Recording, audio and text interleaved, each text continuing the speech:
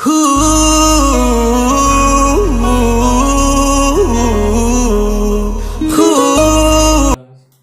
to Zero to Genius Mathematics Classes. I'm यश वर्मा. कल हमने बात करी थी एक यूक्लिड विभाजन प्रमेयिका की. उसके प्रमेयिका पर बेसिस कुछ अपन क्वेश्चन करवाएंगे. तो अपन चलते हैं. देखो, पहले दो चीजें मैं आपको क्लियर करता हूँ. पहले तो आती है सम संख्याएं. सम संख्याएं दुनिया के अंदर जितनी भी सम संख्याएं हैं वो 2m रूप की होती है. 2m बोलो या n बोलो, 2n या m रूप की होती है. कैसे? देखो, सम संख्या क्या होती है? 2, 4, 6, 8. ये सारी दो सम संख्याएं जो कि 2 से, जिनमें 2 का भाग जा सके. ठीक है. अपन 4 को भी 2 गुणा 2 लिख सकते हैं, इसको 2 गुणा 3, इसको 2 गुणा 4 और इसको लिख सकते हैं हम 2 गुणा 1. तो ये 1, 2, 3, 4 ये सारे पूर्णांक हैं. इनको क्या बोलते हैं? पूर्णांक. तो वो बाकी सब 2 क्या है? कॉमन. तो ये हो गया हमारा 2m और m क्या है यहाँ पर? 1, 2, 3 इस तरह के. ठीक है. तो हमें सम संख्या मिल जाएंगे. विषम संख्या क्या होती है? 2m1 की. विषम संख्याएं विषम संख्याएं क्या होती हैं? 2m प्लस 1 रूप की. 2m प्लस 1 जैसे विषम संख्याएं होगी 3, 5, 1, 3, 5, 7 इस तरह से. इसमें m का जो मान चलता है वो 0 से लेके 1, 2, 3 इस तरह चलता है. 0 रखेंगे तो ये पोर्शन खत्म, 1 आ गया. 1 रखेंगे तो 2 एकम 2 और 1 3 आ गया. 2 रखोगे तो 2 दूनी 4 और 1 5 आ जाएगा. इस तरह से सारी विषम संख्याएं चलती है. ठीक है. अब आगे चलते हैं. अपन ने यूक्लिड विभाजन प्रमेयिका पढ़ी थी. उसके बेस पर मैंने कुछ क्वेश्चन सेंड किए थे. उस क्वेश्चन को मैं, एक जो मोस्ट क्वेश्चन था वो देखो. क्या था क्वेश्चन? मोस्ट कि सिद्ध करो कि एक विषम धनात्मक पूर्णांक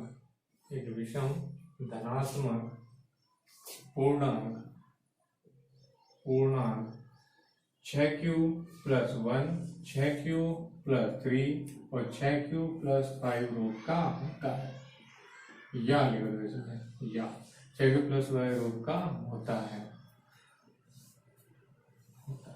ये बताना था समझो ना. देखो, सबसे पहले तो यूक्लिड विभाजन प्रमेय का क्या थी कि जब हम a में b का भाग देते हैं, उत्तर q होता है और शेष पर r बचता है. तो हम a को क्या लिख सकते हैं? a बराबर बी क्यू प्लस r, यानी ये और प्लस q. भाजक गुणा भागफल प्लस शेष पर. ये था हमारा ना. तो चलो, यूक्लिड विभाजन प्रमेय का क्या है? सॉल्यूशन देखो इसका. सॉल्यूशन यूक्लिड विभाजन प्रमेय का क्या है? यूक्लिड विभाजन प्रमेय का a बराबर होता है बी क्यू प्लस r, जहां पर r b से छोटा है लेकिन 0 से बड़ा है या 0 के बराबर है. अब देखो, हमको चाहिए 6q. bq है, 6q है. q कॉमन है दोनों में, तो हम b बराबर क्या रख लें? 6 रख लें. तो b बराबर 6 रखो. Put b is equal to 6. अब क्या हो जाएगा? a बराबर 6q प्लस r के जो मान होंगे वो 6 से तो छोटे होंगे, 0 से बड़े होंगे या 0 के बराबर होंगे, है ना. जहां अब देखो, मुझे r कैसे मान बताओ जो 6 से तो छोटे हों लेकिन 0 से बड़े हों या 0 के बराबर हों. अब देखो यहाँ पर r कैसे मान क्या होंगे? r के संभावित मान क्या होंगे? क्या हो सकते हैं? r बराबर 0, 1, 2, 3, 4 और 5. 6 से तो छोटे ही होंगे. अब r बराबर 0 रखेंगे. r बराबर 0, तो a बराबर क्या हो जाएगा? 6q. 0 का मान, r का मान 0 है. r बराबर 1 रखो तो क्या आ जाएगा? a बराबर 6q प्लस 1. r बराबर क्या रखो? 2 रखो तो a बराबर 6q प्लस 2. r बराबर आप 3 रखो तो a बराबर क्या आ जाएगा? 6q plus 3. r बराबर आप 4 रखेंगे तो a बराबर 6q प्लस 4 और r बराबर आप 5 रखोगे तो a बराबर 6q प्लस 5. ठीक है. देखो, अब अगर अपन ने Q क्या था, एक पूर्णांक था, यहाँ ये लिखना भूल गया, Q एक पूर्णांक है। पूर्णांक का मतलब कंप्लीट संख्या है, चाहे जैसे 1 2 3 4 इस तरह से। अगर मैं Q का मान 1 रख के चलता हूँ सब में, तो 6 गुणा 1 6। तो यहाँ पर अगर मैं Q का मान 1 रख के चल रहा हूँ, क्योंकि Q का मान 1 2 3 4 5 कुछ भी हो सकता है, अपन 1 ले लेते हैं छोटा बड़े में। यहाँ पर 1 रखता हूँ मैं, तो 6 गुणा 1 6 आएगा। यहाँ पे 6 गुणा 1 और 1 7 आ जाएगा। 6 गुणा 1 और 2 8 आ गया। 6 गुणा 1 और प्लस 3 9 आ गया। 10 आ गया और यहाँ 11 आ गया। देखो अब उसने क्या बोला उसने, विषम धनात्मक। विषम कौन सा है इनमें से, एक तो ये आ रहा है 7 9 और 11। विषम के मान भी आ रहे हैं 7 9 11। अब ये किससे आ रहे हैं, 6q+1 से, 6q+3 से और 6q+5 से। तो अपन कह देंगे क्या कि यहाँ पे आप लिख सकते हो, यहाँ पे लिखोगे क्योंकि ये आगे चल के ना, मतलब आप इसके नीचे लिखोगे Q के प्रत्येक मान के लिए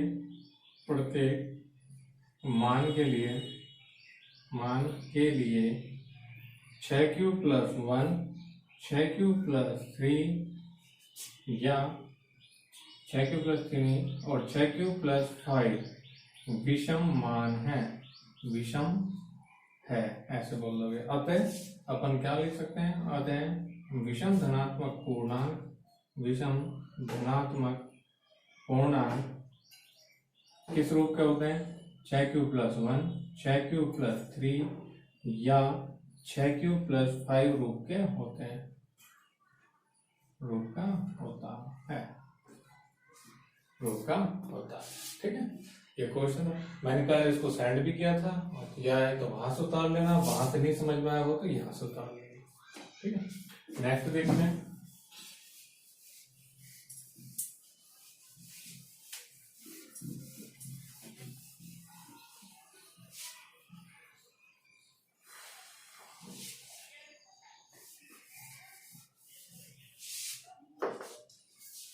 क्वेश्चन है, क्या है, सिद्ध करो कि एक विषम धनात्मक पूर्णांक का वर्ग 8q+1, 8q+1 रूप का होता है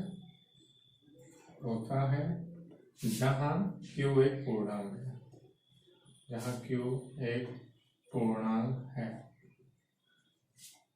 ठीक है, चलो तो देखो मान लेते हैं वो क्या है, a बराबर हम जानते हैं यूक्लिड, या ऐसे लिख लो, माना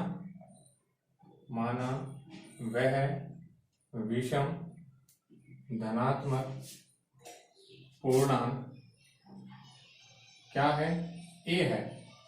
तो विषम मैंने किस रूप में बताया था, a बराबर क्या आ जाएगा 2m+1, है ना, विषम ये बताया था। और m क्या है, m पूर्णांक, या ऐसे लिख दो, यहाँ m बराबर 0 1 2 3 डैश। ठीक है, इस तरह से चल देंगे। चलो अब इसका वर्ग करेंगे, इसका वर्ग करो।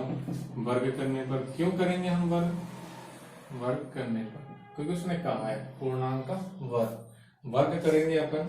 तो वर्ग में देखो क्या हो जाएगा, देखो अगर अपन m बराबर 0 लेके चलते हैं तो 1 मिल जाता है, लेकिन 1 का जो वर्ग होगा ना वो 8q+1 रूप का नहीं हो सकता, है ना। तो इसलिए अपन इसमें m का मान 1 से स्टार्ट करते हैं, क्योंकि अपन छोटे से छोटा विषम पूर्णांक कौन सा लेके चलते हैं, 3 लेके चलते हैं इसमें। ठीक है, चलो करो, a² बराबर 2m+1 का होल स्क्वायर कर दे दोनों तरफ पर। यहाँ से तो आया a², यहाँ से खोलो, देखो a+b का होल स्क्वायर क्या होता है, a+b का whole square a² + 2ab + b²। करो a² यानी कि 2m का whole square plus 2 × 2m × b1 और प्लस b² यानी कि 1 का स्क्वायर, 2 का स्क्वायर 4, m का स्क्वायर m², 2 दूनी 4 और 4 को 1 से गुणा करोगे तो ये 4 ही आएगा, 4m। 1 का स्क्वायर क्या होता है, 1 होता है। इन सबको अगर हमें इन दोनों में इसमें कॉमन क्या आ रहा है, मैं इसको नहीं छेड़ रहा हूँ, इसमें कॉमन क्या आ रहा है 4, तो एम स्क्वायर प्लस एम भी कॉमन आ रहा है तो एम भी ले सकते हो आप, 4m बाहर आ रहा है तो यहाँ से क्या बचा m प्लस 1, ये बच गया। ठीक है, अब देखो और ये साथ में अपना क्या चला रहा है +1, मैं इसको नहीं छेड़ रहा हूँ। अब यहाँ पर आते हैं, पर क्या दे रखा है 4m m प्लस 1। अगर मैं ये कहूँ, मैंने क्या बताया कि m का मान 1 2 3 है, मैं m का मान 1 रख लेता हूँ, m का मान 1 रखता हूँ यहाँ पर, तो 4 गुणा 1, 1 प्लस 1, ये हो गया 2, और 4 गुणा 1 क्या हो गया 4, यानी कि 4 गुणा 2 क्या हो गया 8। अगर मैं आप यहाँ पे m का मान 2 रखता हूँ तो 2 और 1 3, और 4 दूनी 8, 8 3 24, 3 से क्या आता है 24 आता है। अगर मैं यहाँ 3 रखता हूँ तो 3 और 1 4, 4 के 12, 12 चौक 48, यहाँ पे आता है तुम्हारा 48। देखो और ऐसे आप मान रख के जाओगे, देखते जाओगे 8 24 48, ये सारे सम है ना, सारे सम मान आ गए। अगर ये सारे सम आ रहे हैं तो मैंने बताया था दुनिया के जितने भी सम हैं वो किस रूप के होते हैं 2m रूप के, लेकिन m अपन पहले यहाँ पे यूज कर चुके हैं तो अपन क्या ले लेते हैं यहाँ पे q ले लेते हैं, तो 2q रूप के होंगे, और q क्या हो गया एक पूर्णांक है, तो यहाँ पे लिखेंगे चूंकि ये तो a स्क्वायर हो गया, चूंकि m के प्रत्येक मान के लिए, प्रत्येक मान के लिए 4m m प्लस 1 एक सम संख्या है,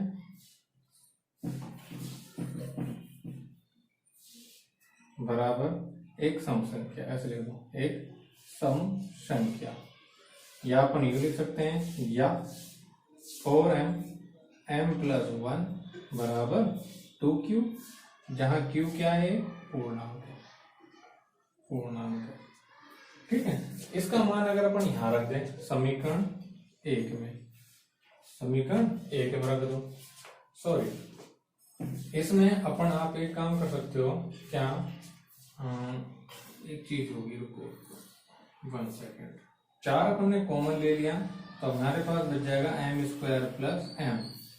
हाँ देखो इसमें आप ये ले लो क्या m स्क्वायर प्लस m, अगर 4m प्लस 1 रखना है तो उसके लिए दूसरा मैं बताऊंगा अभी, वो देखो m स्क्वायर प्लस m ये भी सम आएगा क्योंकि m क्या था पूर्णांक था। मैं 1 रख लेता हूँ पहले, 1 का स्क्वायर 1 और प्लस 1, 1 और 1 2, यहाँ पे 2 आ जाएंगे, 2 रखते हैं तो 2 का स्क्वायर 4 और ये 2 यहाँ पे 6, यानी पहले 2 आया 4 आया फिर अब 8 आएगा, इस तरह चलते जाएंगे, सभी सम आएंगे तो इनको अपन ने सम बोल दिया।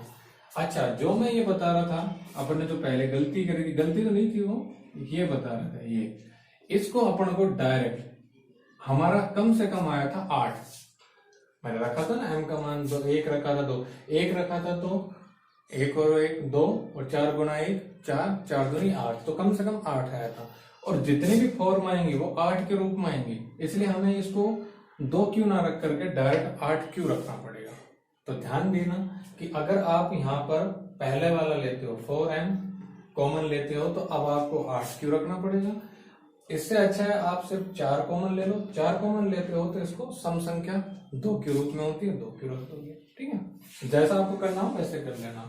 तो रखो इसको, put in equation first, put in equation first में रखेंगे तो हमारे पास क्या आ जाएगा a स्क्वायर 4 गुना, और ये क्या था 2q और प्लस 1, 4 दूनी 8q प्लस 1, ये हो गया a स्क्वायर, आ गया 8 के प्लस 1 रूट का। अपन कह सकते हैं अतः विषम धनात्मक पूर्णांक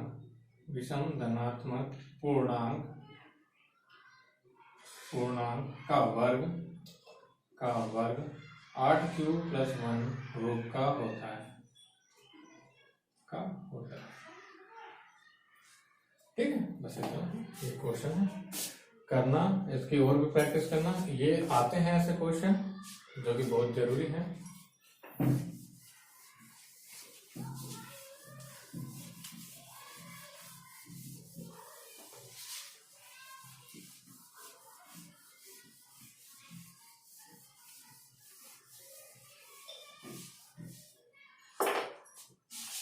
अब आते हैं अपन HCF पर। HCF पहले होता क्या है उसको देखो। ये होता है HCF हाईएस्ट कॉमन और यहां से फैक्टर। वैसे इसको अगर आप BSc MSc करने जाते हो तो वहां पर इसको पढ़ोगे GCD के नाम से, GCD ग्रेटेस्ट कॉमन डिवाइडर। लेकिन अब यहाँ पर अपन अभी 10th में ही है तो अपन इसको पढ़ेंगे हाईएस्ट कॉमन फैक्टर। बचपन में तुमने पढ़ा होगा लैसे में पे और क्या मैसे पे और लैसे पे, है ना, वो वाला ही है वहां। अब इसको HCF को निकालने के दो तरीके होते हैं। एक यूक्लिड विभाजन प्रमेय से जो कि बहुत ज्यादा आसान है। दूसरा होता है कि अपने गुणनखंड विधि से, जो कि आप करते आ रहे हो। जैसे अपन ने इसका निकाला था 12 का और हम 24 का निकालते हैं तो देखो 12 को हम क्या लिख सकते हैं 2 गुणा 2 गुणा 3, और इसको हम क्या लिख सकते हैं 2 गुणा 2 गुणा 2 और गुणा 3। फिर हम क्या करते थे कि हाईएस्ट है, हाईएस्ट का मतलब होता है ज्यादा, लेकिन उसका अपोजिट लेके चलेंगे कि जो भी इनमें कम है, जो भी इनमें कम है लेकिन कॉमन है, उसकी न्यूनतम घात का फैक्टर। तो दोनों में कॉमन क्या है 2 है और 3 भी है। 2 यहाँ 2 बार है लेकिन यहाँ 3 बार है, तो कम कितनी बार है 2 बार, तो 2 गुणा 2। और 3 कितनी बार है 1 बार, तो हम यहाँ लेके चलेंगे। फिर इनका मल्टीपल करते थे 3 दूनी 6 और 6 दूनी 12। ये तो हो गया था हमारे बच्चों वाली, है ना, हम पहले पढ़ते थे। अब थोड़े से बड़े हो गए हैं, बड़े हो गए हैं तो इसका तरीका चेंज हो गया है। क्या तरीका हो गया है, जैसे जो भी पहले तो हम बड़ी संख्या देखते हैं, बड़ी संख्या देखते हैं, बड़ी संख्या में छोटी संख्या का भाग देते हैं। ऑब्वियसली बड़ी में ही छोटी का भाग जाएगा, है ना। तो कितनी बार गया 2 बार, 12 दूनी 24 और यहाँ गया 0। जब 0 आ जाता है उस पोर्शन में जो तुम्हारा भाजक होता है वही तुम्हारा HCF होता है, यानी तुम्हारा HCF यहाँ पर डायरेक्ट आ जाता है कितना 12। ठीक है, इस तरह की संख्याएं चलती रहती हैं। अगर जैसे आपसे कोई ये कहे कि आपको कोई अटपटी सी क्वेश्चन, अटपटा सा कोई, जैसे मैं कोई क्वेश्चन देख लेता हूं, जैसे आपको दे दिया जाए 55 और 210, इसका अगर आपको क्या निकलवाना चाहे, वो HCF निकलवाना चाहे, तो सबसे पहले तो अपन ये देखते हैं कि बड़ी संख्या कौन सी है 210। 210 में 55 का हम भाग देंगे, भाग दोगे तो ये कितनी बढ़ जाएगा 55 तिया होते हैं 165। 55 तिया कितने होते हैं 165 हो गया, है ना। 3 बार गया 165, 4 बार जाएगा तो 220 होते हैं, तो 4 बने 165 और यहाँ पर कितने बच जाते हैं 45। अब जो ये 45 बचे हैं इसका वापिस इसमें भाग दिया जाता है इस तरह से। 55 में भाग देंगे, कितनी बार गया 1 बार यानी 45, बच कितने गए 10। 10 का हम भाग देंगे किसमें 45 में, कितनी बार गया 4 बार और यहाँ क्या आ गया 40, क्या बच गया 5। 5 का हम भाग देंगे 10 में, क्या कितनी बार गया 2 बार 10 और यहाँ बच गया हमारा 0। जब 0 बचता है तो उस केस में जो तुम्हारा भाजक है वही तुम्हारा HCF है। तो ये तरीका है, इसको बोलते हैं श्रृंखला नियम, है ना, इसको श्रृंखला नियम बोलते हैं। ये तरीका बहुत ज्यादा आसान पड़ता है, ये तरीका बोर्ड की क्लास में अलाउ नहीं है, लेकिन ये सीखना जरूरी इसलिए है क्योंकि तुम्हें अपना उत्तर की जांच जरूर करनी होती है। ठीक है, अब इसको अपन करेंगे कैसे, करते कैसे वो दिखाता हूं। ठीक है, तो देखो HCF है ना, ज्ञात करना किससे, यूक्लिड विभाजन प्रमेयिका से, यूक्लिड विभाजन प्रमेयिका से। ध्यान देना, वो अगर ये पूछता है कि गुणनखंड विधि से ज्ञात करो तब आपको गुणनखंड विधि में नेक्स्ट बताऊंगा। अगर वो ये कहता है कि यूक्लिड विभाजन प्रमेयिका से करो तो ये वाली विधि है। अगर वो सिर्फ ये कहता है कि HCF ज्ञात करो तब आपके पास 2 विधियां हैं, उनमें से किसी से भी आप ज्ञात कर सकते हो। ठीक है, तो जब तक वो किसी एक विधि को मेंशन ना करे तब तक आप और स्मार्ट ना बनेंगे, उसी विधि को रटेंगे। ठीक, 2 विधियां हैं, मैं दोनों विधियां अच्छे से बता दूंगा। ठीक, चलो अब हमारे पास एग्जाम्पल है। एग्जाम्पल क्या है 210 और 55 का। अभी हमने श्रृंखला विधि से देखा तो इसका उत्तर कितना आया था 5। अब और देख लेते हैं कि 5 ही आता है या क्या आता है, देखते हैं। सबसे पहले तो हमारा स्टेप फर्स्ट क्या होता है कि हम ये देखते हैं कि सबसे पहला स्टेप। सबसे पहला स्टेप तो क्या होता है कि जो संख्या बड़ी होती है उसको अपन साइड में रखते हैं। बड़ी क्या है, 210 है, तो ये साइड में होगी। अब क्या करते हैं दूसरा स्टेप ये कि 210 में भाग देते हैं कितने का, 55 का। तो 55 का भाग दोगे कितनी बार जाएगा, 3 बार, और बच क्या जाएगा, 45। कितनी बार भाग गया इसको ध्यान मत देना, ठीक है। किसका तो भाग दिया और क्या शेषफल बचा, ये हमारे लिए दोनों कॉमन है। तो कॉमन क्या है, ये हमारे लिए मोस्ट है, सॉरी। अब देखो, अब बाकी बचता है हमारे पास 55 और 45। 55 का भाग दिया था, 45 हमारा शेषफल होता था। तो 55 और 45 में से बड़ा कौन सा है वो देखेंगे हम। 55 बड़ा है किससे, 45 से। अब वापस से हम 55 में भाग देंगे। चौथा स्टेप कि 55 में 45 का भाग दिया, कितनी बार गया, एक बार गया, और बचा क्या, 10। मैंने वापस से बोला कि कितनी बार भाग जाता है हमें फर्क नहीं पड़ेगा, किसका भाग दिया है और क्या बचा है वो मेन है। तो हमारा 45 का भाग दिया था, 10 हमारा बचा था। हमारा शेषफल अभी 0 नहीं आया है, तो हम ये श्रृंखला तब तक चालू करेंगे जब तक 0 ना आ जाए। तो देखो वापस से चलते हैं 5वें स्टेप। और 5वें स्टेप में क्या है कि 45 बड़ा है 10 से। 10 से बड़ा है तो वो छठा स्टेप क्या कि 45 में 10 का भाग दो, 4 बार गया और क्या बचा, 5। वापस से 5 और 10 का भाग दिया था हमने, ये चीज देखेंगे। 7वां स्टेप क्या होता है कि 10 बड़ा है 5 से। 8वां स्टेप क्या हो गया, 8वां स्टेप ये हो गया कि 10 में हमने 5 का भाग दिया, 2 बार गया और 0 उत्तर आया। अब यहाँ पर हमारा शेषफल क्या आ गया, 0 आ गया। तो इस वाले में जो जिसका हमने भाग दिया था, यानी कि जो हमारा भाजक था, वही हमारा एचसीएफ होगा। आप उसको ऐसे डब्बे में बंद कर दोगे।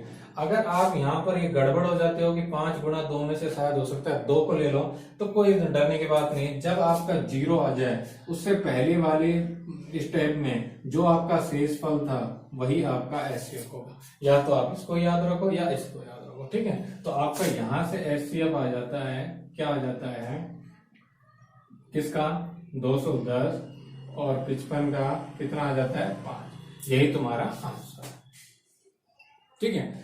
कुछ क्वेश्चन दे रहा हूं घर के लिए, वो देख लेना, उत्तर आ ही जाएगा। तुम्हारा नहीं आता है तो देखो, क्वेश्चन है 420 और 130। 420 130। दूसरा क्वेश्चन है 75 243। 75 243।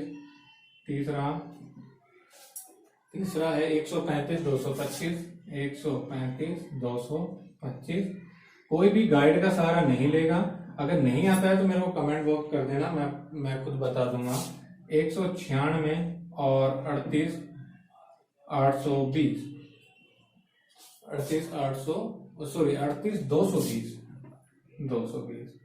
पांचवा क्वेश्चन है 867 255। 867 255 ये है। और एक लास्ट, बस ये हो गए तुम्हारे, और कोई ऐसा क्वेश्चन नहीं बचा है जो अपन को ज्ञात। एक और क्वेश्चन ले लो, छठा 1032 और 408। 408, ठीक है। और इसके अलावा काफी ऐसे क्वेश्चन आप इनका करना, ठीक है।